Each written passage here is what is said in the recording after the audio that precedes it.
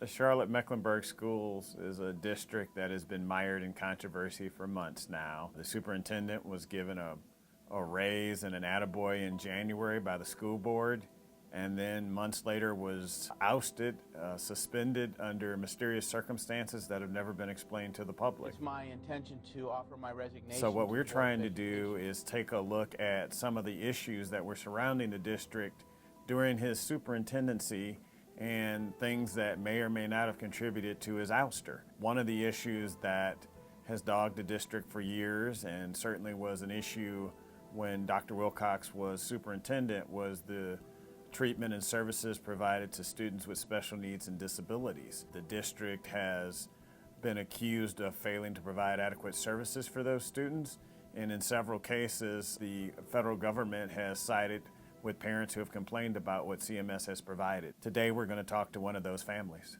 I received a call from the school nurse, and he told me that Mackenzie was in the nurse's office. She was bitten by another child in her class, and she made it sound very minor. She said it had not broken the skin at all. She said that she's cleaned it up and that she was going to send Mackenzie back to class. When she put Mackenzie on the phone, she was barely able to speak to me. She was crying, she was upset.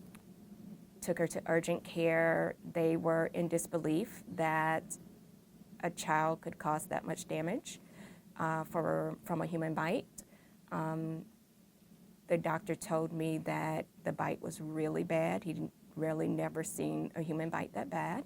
The mom in this case basically kept all of her medical records and school records and has this huge cache of documents.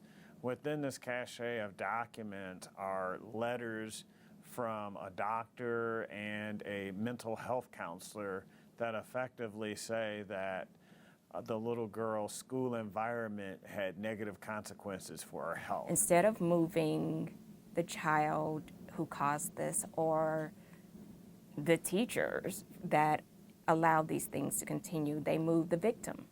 They moved Mackenzie. And Mackenzie, we saw in 3 days of being out of her normal environment and normal routine, the worst regression she's ever had. And that continued for months.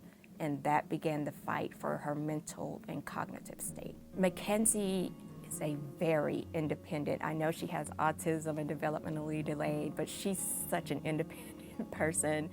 She's a bubbly personality, loves to laugh, joke, and play. After these incidents and injuries, all of that changed. It was like the light went out in her. She was just not recognizable. No laughter. Her speech decreased significantly. Mackenzie became very dependent upon others.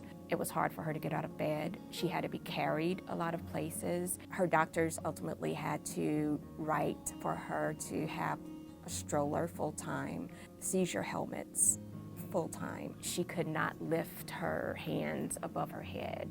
And at the same time, while I'm watching my daughter regress, I'm in these meetings with those who could have put the safety plans in place for her and stopped all of it.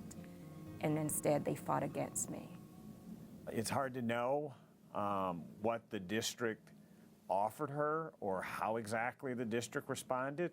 The district's not talking.